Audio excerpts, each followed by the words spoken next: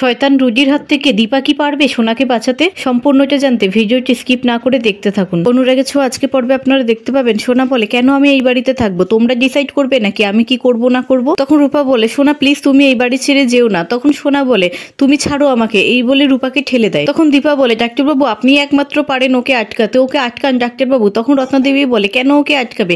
বিয়ে হয়ে গেছে, ও এখন এখানে থাকবে কেন? যদি রূপা এখানে না থাকতো তাহলে এই মেয়েটা আর কদিন এখানে থাকতে পারতো, খেয়ে পড়ে ঘুরতে পারতো।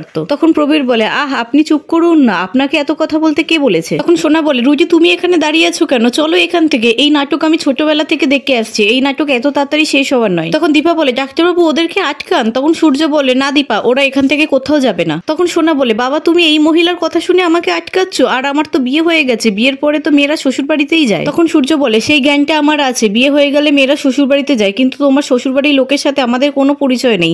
আগে ওরা আসুক, তারপরে আমি আমার মেয়েকে ছাড়বো, তার আগে নয়। আর রুজি তোমাকে বলছি, যা হয়েছে তার জন্য আমরা সকলে দুঃখিত। পার্সোনালি আমি তোমার কাছে ক্ষমা চাইছি। আর তুমি আমাদের দিকটাও একবার ভেবে দেখো, তোমার বাবা মা ওয়ার্ল্ড ট্যুরে গেছে, কবে আসবে জানি না। আগে ওরা আসুক, তারপরে আমরা ডিসাইড করবো আমাদের মেয়েকে ছাড়বো কিনা। ততদিন তোমরা এই বাড়িতেই থাকবে। তখন সোনা বলে, আমি রূপাকে আর রূপার মাকে এইভাবে জিততে দেবো না, ওরা অন্যায় করেছে, আর মা সবকিছু জেনে রূপাকে সাহায্য করেছে। তখন রুজি বলে, না সোনা, বাবা মা তো ভগবানের রূপ হয়, ওনারা যা বলবেন তাই আমরা শুনবো, ওনারা যা বলেন আমাদের ভালোর জন্যই তো বলেন। তখন রত্নদেবী বলে, দেখেছিস হীরের টুকরো একটা ছেলে, আমার চোখ থেকে জল বেরিয়ে এলো ওর কথা শুনে। তখন কাকিয়া বলে, হীরে কিনা জানি না, কিন্তু ও সূর্যর কথা শুনে যেই কাজটা করেছে খুব ভালো। তখন রুজি সূর্যকে বলে, স্যার আমি আপনার সব কথা শুনবো, কিন্তু আপনি আমার একটা রিকোয়েস্ট রাখবেন। তখন সূর্য বলে, হাত জোর করতে হবে না, তুমি বলো না আগে কি বলতে চাও তুমি। তখন রুজি বলে, স্যার আমি একটা রিসর্ট বুক করেছি, আমি সেখানে সোনাকে নিয়ে ঘুরতে যেতে চাই। তখন দীপা বলে, না তোমাদের কোথাও যাওয়া হবে না, তোমরা এই বাড়ি ছেড়ে কোথাও যাবে না, তোমরা এই বাড়িতেই থাকবে। তখন উর্মি বলে, তোর প্রবলেমটা কোথায় বলতো দিদি, তুই সব বিষয় না করছিস কেন? ওদের তো বিয়ে হয়েছে, ওরা কি এইটুকু আশা করতে পারে না?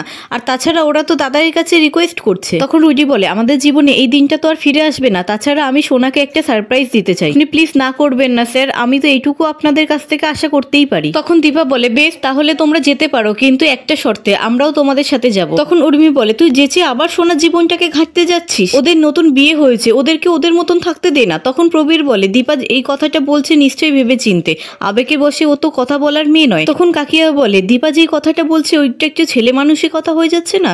তখন দীপা বলে, যে যা ভাবে ভাবুক, কিন্তু আমার এই শর্তে যদি রাজি হয় তাহলেই আমি ওদেরকে যেতে দেবো, নয়তো নয়। তখন রুজি বলে, বিয়ের রাতে আপনি আমাদের সাথে যাবেন মামুনি? আপনি যদি আমাকে এইটুকু বিশ্বাস না করতে পারেন তাহলে আপনার মেয়ে আমার সাথে সারা জীবন থাকবে কি করে? তখন সোনা বলে, মা তুমি আমার জীবনে নাক গলিও না, আমি রুজির সাথে যেতে চাই, আর তোমার সাথে এই নিয়ে আমি কোনো তর্ক করতে চাই না। তখন সূর্য বলে, আমার ওদের সাথে যা কথা বলার বলা হয়ে গেছে, ঠিক আছে তোমরা যাও, কিন্তু বাড়ির গাড়ি নিয়ে যাবে, আর সকালের মধ্যে তোমরা বাড়িতে ফিরে আসবে। তখন রূপা বলে, বাবা এটা ঠিক হচ্ছে না। তখন সূর্য বলে, তুই থাম, তোর হয়তো যেচে অপমানিত হতে ভালো লাগে, কিন্তু সেটা আমার দেখতে ভালো লাগে না, যা তুই নিজের ঘরে যা। তারপর রুজি আর সোনা সেখান থেকে চলে যায়, তারপর একে একে সবাই ঘরে চলে যায়। অন্যদিকে রাত্রেবেলায় দীপা এক মনে ভাবতে থাকে, তখন সূর্য এসে বলে, কি সারা রাত ভেবে যাবে? একটা রাত মেয়েটা একটু ঘুরতে গেছে, ওকে একটু শান্তিতে ঘুরতে দাও না। তখন দীপা বলে, ডাক্তারবাবু আমার খুব ভয় লাগছে। তখন সূর্য বলে, তোমার কি মনে হয় আমি খুব শান্তিতে আছি, আমার চিন্তা হচ্ছে না? আমারও চিন্তা হয় দীপা, কিন্তু তুমি একবার সোনার কথাটা ভেবে দেখো, ওর মনে কত অভিযোগ আছে, কত কমপ্লেন আছে, কত খারাপ লাগা আছে। যদি একটা রাতে ও বাইরে ঘুরতে গিয়ে ওর খারাপ লাগার উপরে একটু প্রলেপ পড়ে তাহলে ভালো না? আমি ভগবানের কাছে সবসময় কি চাই জানো দীপা, আমার দুই মেয়ে যেন আমাদের মতন ভালোবাসা পায়, ওরা যেন সবসময় ভালো থাকে। তুমি চিন্তা করো না দীপা, আমি তো আছি তোমার সাথে, সবসময় তোমার পাশে থাকবো, কখনো তোমাকে ভুল বুঝবো না। তখন দীপা বলে, ডাক্তারবাবু আপনি এক মেয়ের কথা বললেন, আর এক মেয়ের কথা তো বললেন না, রূপাও তো আপনার মেয়ে।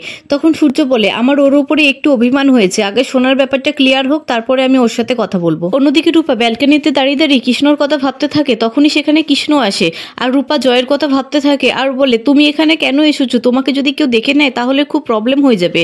তখন কৃষ্ণ বলে, রাই আমি তোমাকে না দেখে থাকতে পারছিলাম না। তখন রূপা বলে, ঠিক আছে তুমি দাঁড়াও, আমি এক্ষুনি আসছি। তারপর রূপা নিচে আসে আর বলে, কৃষ্ণ তুমি এখানে কেন এসেছো? কাকাই যদি তোমাকে দেখে আবার মারবে। তখন কৃষ্ণ বলে, আমি মার খাওয়ার ভয় পাই না, আর যা কষ্ট পাওয়ার কি আমি পাচ্ছি, তুমি কি আমার জন্য কোনো কষ্ট পাচ্ছ না রাই? আমি জানি তুমি আমাকে কোনোদিনও মেনে নেবে না, আর তুমি তোমার ফ্যামিলি ছেড়ে আমার কাছে কোনোদিনও আসবে না। আমি সবকিছু জেনে তোমার কাছে এসেছি, তোমার সাথে এতটাই জড়িয়ে গেছি যে তোমার থেকে বেরোতে পারছি না, আর কোনোদিনও বেরোতে পারবোও না। তখন রূপা বলে, কৃষ্ণ তুমি এখান থেকে যাও, না হলে আমি বাবা আর কাকাইকে ডাকবো। তখন কৃষ্ণ বলে, আমি মার খাওয়ার ভয় পাই না। তখন রূপা কেঁদে ফেলে, আর কৃষ্ণ বলে, আমি সবকিছু সহ্য করতে পারি রাই, কিন্তু তোমার চোখের জল আমি সহ্য করতে পারি না, তুমি প্লিজ কেঁদো না, আমি এখান থেকে চলে যাচ্ছি। শুধু একটা কথাই বলবো, সোনার ব্যাপারে যদি কোনো হেল্প লাগে তাহলে আমাকে বলো। অন্যদিকে রুজি সোনাকে নিয়ে একটি রিসোর্টে আসে, আর সোনা আর রুজি যখন ঘরের ভিতরে ঢোকে, একজন ক্যামেরায় সবকিছু রেকর্ড করতে থাকে। তখন রুজি বলে আমি তোমাকে খুব ভালোবাসি সোনা, খুব ভালোবাসি, আর তাই তো আমাদের সুন্দর মুহূর্তটাকে ক্যামেরা বন্দি করার জন্য আমি ওকে ডেকেছি। তখন সোনা রুজিকে জড়িয়ে ধরে আর বলে জানো তো রুজি, মা সবসময় বলে ভগবান যা করে মঙ্গলের জন্যই করেন। তখন রুজি বলে থাক না সোনা, আজকে মায়ের কথা থাক, আজকে দিনটা শুধু তোমার আর আমার। তখন সোনা রুজিকে বলে রুজি ঠিক আছে তুমি দাঁড়াও, আমি একটু চেঞ্জ করে আসছি, আর তুমি ততক্ষণ ওনাকে চলে যেতে বলো। তখন রুজি গিয়ে ক্যামেরাম্যানটি চোখের মধ্যে একটি রুমাল বেঁধে দেয়, আর ছেলেটি বলে রুজি কি হলো, আমার চোখে রুমাল বাঁধছিস কেন? তখন রুজি বলে তুই কি তোর দাদা বৌদির ফুলসজ্জা দেখবি নাকি? তখন ছেলেটি বলে আমি যদি চোখ বন্ধ করে রাখি তাহলে শুট করবো কি করে?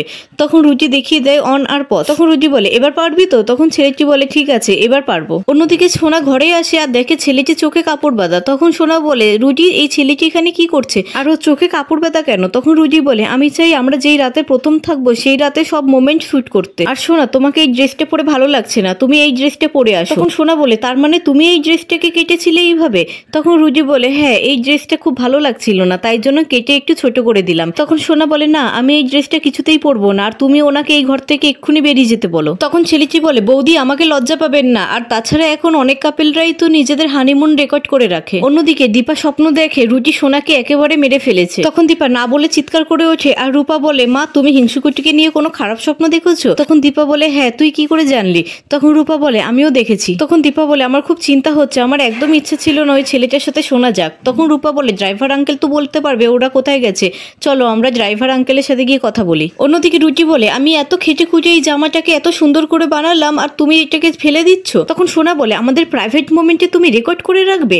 তখন রুজি বলে ঠিক আছে তোমার ওকে নিয়ে প্রবলেম তো, ওকে আমি বের করে দিচ্ছি, আমি নিজে শুট করব। সেদিন আমি তোমাকে বিয়ে করে তোমার ইচ্ছা পূরণ করেছিলাম, আজকে তুমি আমার ইচ্ছা পূরণ করবে। তারপর রুজি ছেলেটাকে বলে তুই এখান থেকে যা, আর তোকে শুট করতে হবে না।